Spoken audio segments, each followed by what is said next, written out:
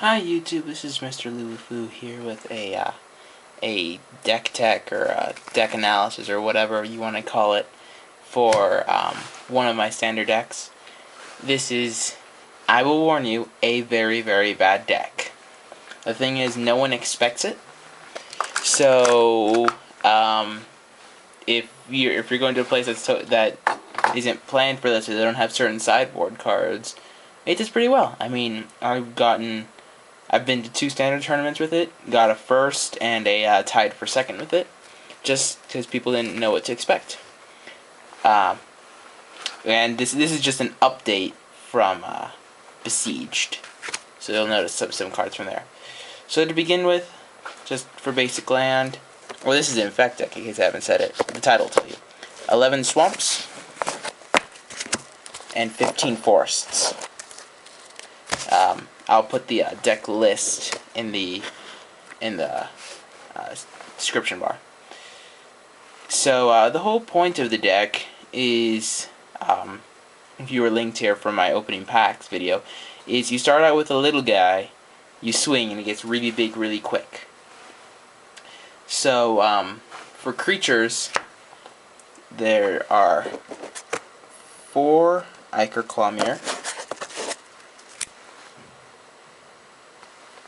4 Flenzermite, 4 Plague Stinger,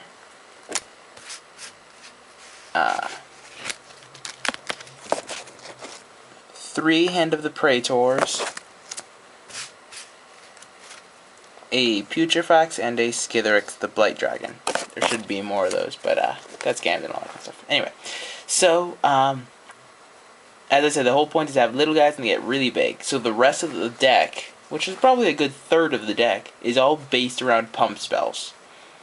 So for starters, we have the necessity, if you're going pump, the playset of Groundswell, +4/+4 on an Infect guy is pretty brutal. Takes away good 25%, no, more than 25%. No, is it 25? 40%. There we go. Yeah, that's pretty big. Other pump spells I run 2 Vampire's Bite, a playset of Giant Growth,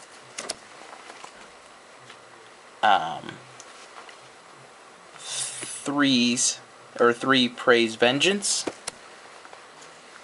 a Virulent Swipe, and now come the best cards to the deck.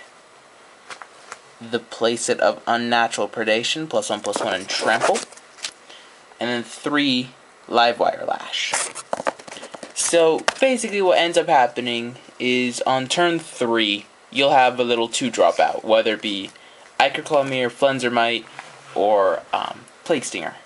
The reason I chose these specific creatures is Ichor Clawmere, if it's blocked, gets the +2/+2, which if you give it Trample, that's 2 damage right there that they didn't expect to take, and and you get to kill one of their creatures.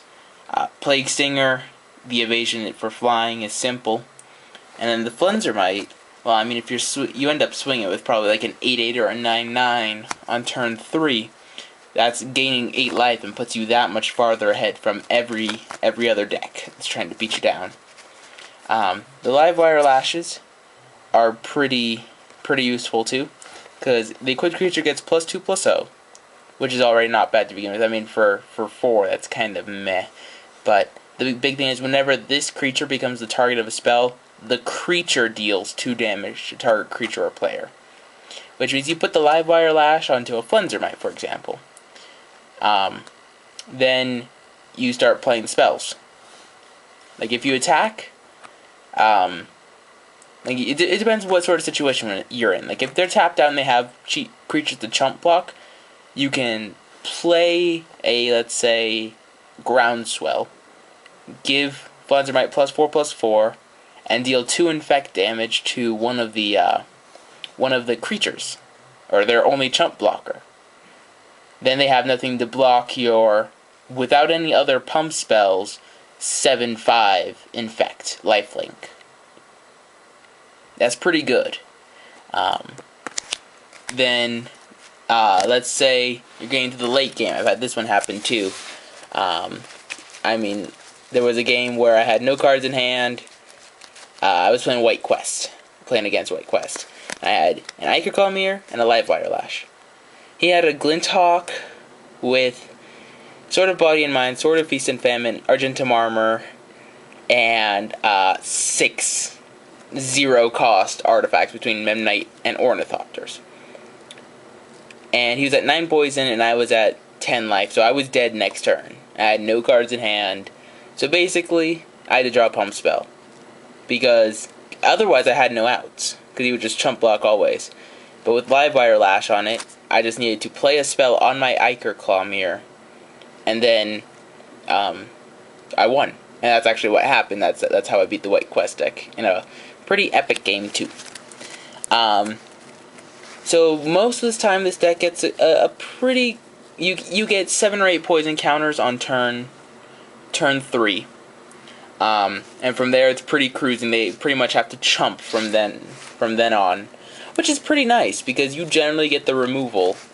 Ichor Claw Mirror is beast, and then from there, Hand of the Praetors is really good. Other creatures with Infect get +1/+1, and when you cast a creature spell with Infect, player gets a poison counter. That is not bad at all. It really helps in the late game because you'll always have them at like 7 or 8 poison really early in the game. So it's just a matter of getting the last 2 or 3 poison counters. Putrefact, same thing. Suddenly a 5/3 trample from out of nowhere does some damage. Same with Skitherix. Yeah, it's a 4/4, but it's a 4/4 flyer. So I mean that's to help get the last couple poison counters. And I've contemplated using Mortar Pod, but it doesn't work out that well in the deck. Anyway, for sideboard, I have 2 Autumn's Veil. Its spells you control can't be countered by blue or black, and creatures you control can't be the target of blue or black spells. I mean, it speaks for itself. It's the anti-blue-black control card. I actually have a playset of Virulent Wound, which is put a -1/-1 counter on target creature, and when that creature goes to the graveyard, they get a poison counter. Really good against Quest right now, or heavy like Kudolf the Red, because this kills one of their guys and they already take that poison counter. Like that's pretty brutal, especially if you're able to like take off a blocker. I also run 3 Necropede, again to help counteract Kudolf the Red and White Weenie White Quest. 2 Doomblade and a Go for the Throat. I mean, I like Go for the Throat more, but Doomblade has also proved useful. And then I have 2 Vines of Vastwood. The reason I don't run this main deck, basically it's 1 green, target creature can't be the target of spells or abilities your opponents control, and then the kicker is 1 green, and then if you kick it, then you get +4/+4. The 2 green to use this make it really, really finicky, because turn 3 you'll often have 2 or 3 pump spells. So you'll have a dinky little guy, like let's say this Foil Flenzermite right here, right? Let's say you got this Foil Flenzermite and you got 3 mana. If you swing with it, any 3 pump spells, barring Unnatural Predation, which you want to really save till the end of the game, that's one of your win conditions right there, give you at least +2/+0 each. So let's say I play 3 +2/+0s. That's 7. If I had to play the Vines of Vastwood, that would be the same, or it would be +6/+6, but that's worst condition if it's +2/+0. Most of them, Giant Growths, Vampire Bites, and Groundswells are at least +2/+0. So that means you'll get some serious amount of damaging. So yeah, that's this deck. Major weakness is if they have any instant speed removal.